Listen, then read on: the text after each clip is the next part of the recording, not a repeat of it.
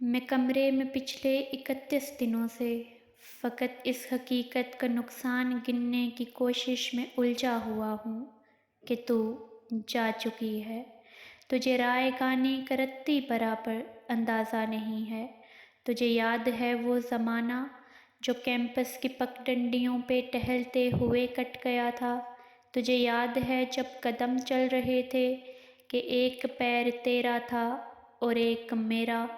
قدم وہ جو دھرتی پہ آواز دیتے کہ جیسے ہو راگا کوئی مطربوں کا، قدم جیسے ساپا گماپا گسارے وہ طبلے کی ترکٹ پہ تنک دن دھنک دن تنک دن دھنادن بہم چل رہے تھے۔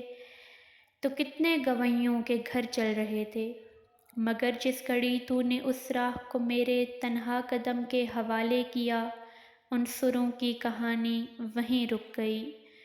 تجھ کو معلوم ہے جس گھڑی میری آواز سن کے تو ایک زاویے پہ پلٹ کر مڑی تھی کہ اس زاویے کی کشش میں ہی یونان کے فلسفی سب زمانوں کی ترتیب برباد کر کے تجھے دیکھنے آ گئے تھے کہ تیرے جھکاؤ کی تمثیل پہ اپنی ترچھی لکیروں کو خم دے سکیں، اپنی اکڑی ہوئی گردنوں کو لیے اپنے وقتوں میں پلٹیں۔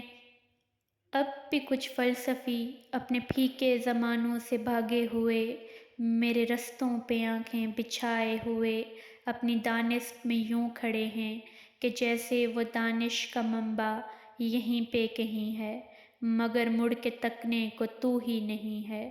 ان کی آنکھوں کو تو جو میسر نہیں ہے، یہ سب تیرے میرے اکٹھے نہ ہونے کی قیمت ادا کر رہے ہیں کہ تیرے نہ ہونے سے ہر ایک زماں میں، ہر ایک علم و فن میں، ہر ایک داستاں میں کوئی ایک چہرہ بھی تازہ نہیں ہے۔ تجھے رائے گانی کا رتی برابر اندازہ نہیں ہے۔